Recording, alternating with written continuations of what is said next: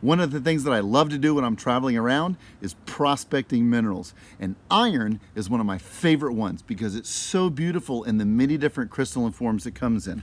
I've collected specular hematite from down in mines in Birmingham. I've got goethite and limonite from some mines in Wisconsin. I have this one right here, magnetite, also from areas around Birmingham, magnetite, and iron pyrite that I pulled from a dry creek bed in California. But one of the specimens that has eluded me is a nice crystalline specimen of hematite. And that's what I'm after today. I'm in Ironwood, Michigan, and I'm heading over to the Newport mine. And today, I feel it in my bones. Today's the day. I'm gonna get my hematite.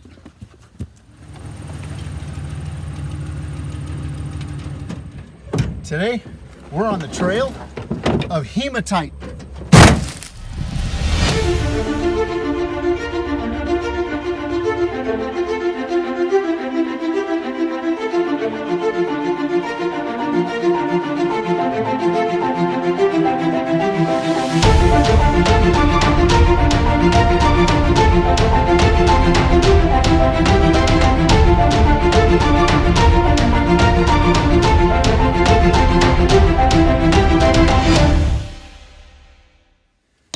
I got permission to come here and do some prospecting for these iron ores. Specifically, batryoidal hematite is what I'm looking for. I've got some other specimens, but I'm looking for that beautiful, beautiful grape batryoidal, they're like a cluster of grapes. It's just gorgeous. So I'm here, the area that I'm allowed to hunt in. I got permission to come to this old mine from the owners of it. And what I'm hunting in now, these are called the mine tailings or spoil piles. And what it is whenever they've removed all of the overburden, all the stuff that's on top of where the seams of iron ore are, they have to dump them somewhere. So they have big open areas and they make literally these mountains of just abandoned rocks. Well, a lot of these rocks that they're just moving out of the way still have a significant amount of ore in them. Not enough to make it commercially viable. So for them, it's kind of waste. For a corporation and industry making iron, they just kind of dump them out of the way. So what am I looking for exactly in these mine tailings? Well, what I'm looking for are rocks that are kind of yellowish in color, like this one. I'm looking for rocks that are reddish in color, or gray, that red-gray color like this. Or I'm looking for rocks that are real sparkly, real shiny. Got this quartz that's all embedded right here. Okay, the yellow means goethite or limonite. The red means hematite, which I'm looking for. And if I can find any of this that has cracks already in it, that's the ideal, because that could mean that I've got a place where I can actually get in and maybe find, if I open up and find a cavity inside of that rock, that's what I'm looking for in order to be able to find these mineral formations.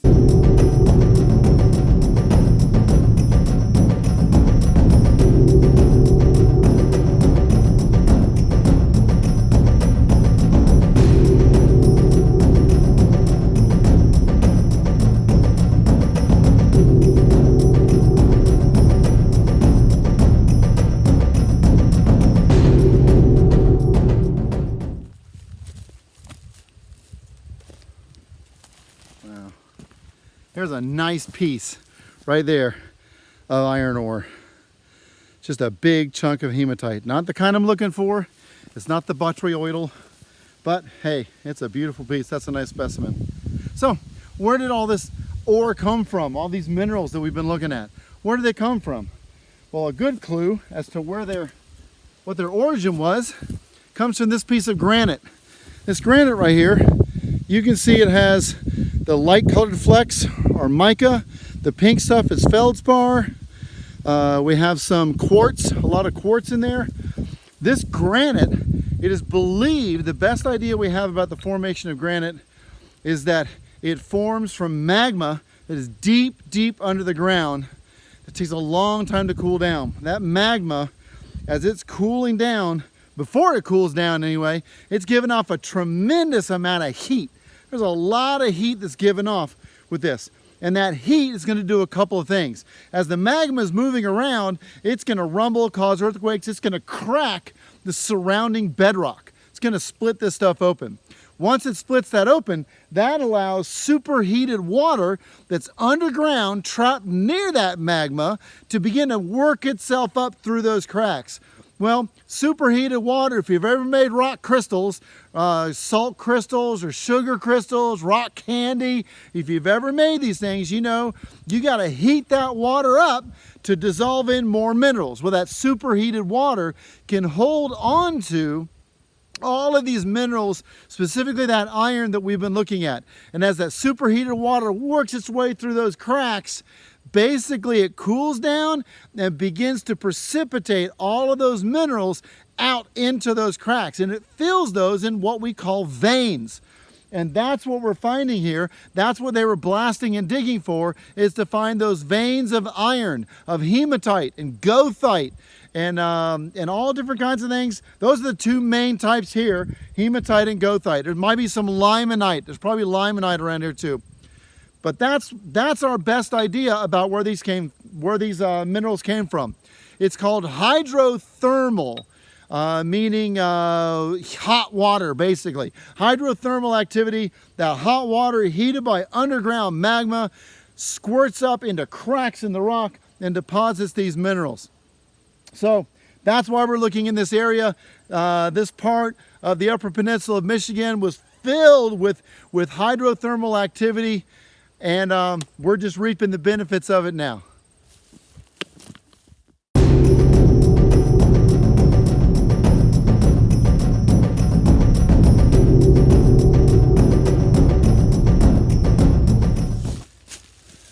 Here's something kind of cool. This is a blue mineral. This isn't iron at all. This is called barite. You can see it's kind of a blue. It's got a pearly luster to it. This is, even though it's not an iron mineral, this is very typical of the hydrothermal activity that we get. We find barite a lot in these kind of environments. So these are kind of cool. I think I'm going to take a few specimens so I can have some.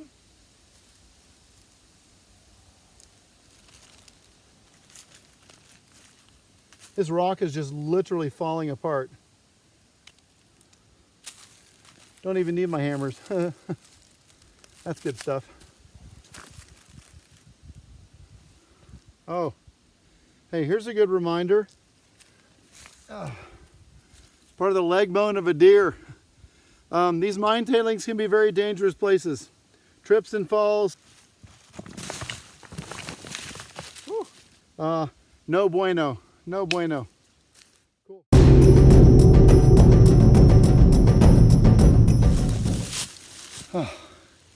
Well, found what looks like limonite. Kind of that yellowish. And see that dark with the black in the middle? That is the rock that I'm looking for that is going to produce. This is the best clue I've had yet. And it's up here on this hill. So I'm going to go back up and look. Here we go.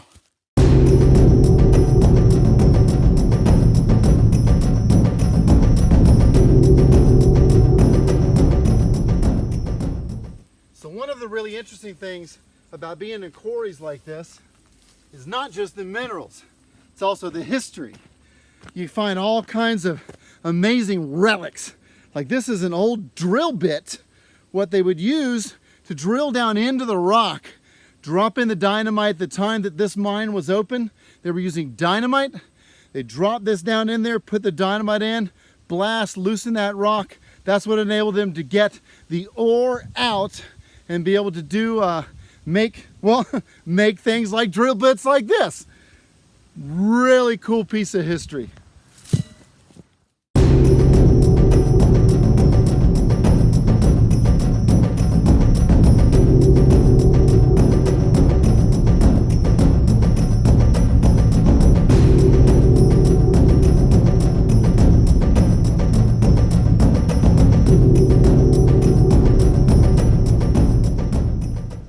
Tiny, but beautiful. Check this out.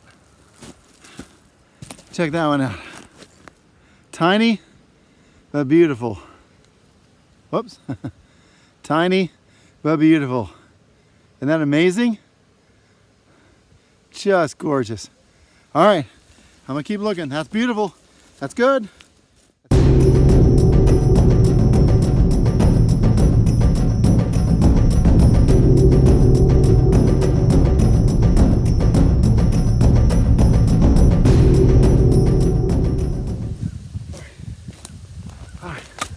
Okay, we have one more pile of mine tailings right over the ridge, right over here.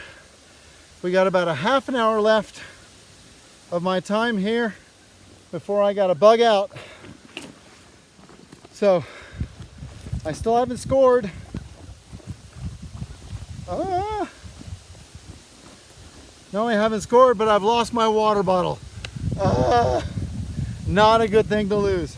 All right, well, I suppose I'll backtrack and figure my way back out. But first, one more ridge and a half an hour to go. Here we go. That's pretty awesome. Huh. Hey, even while prospecting, you gotta take time to bird watch.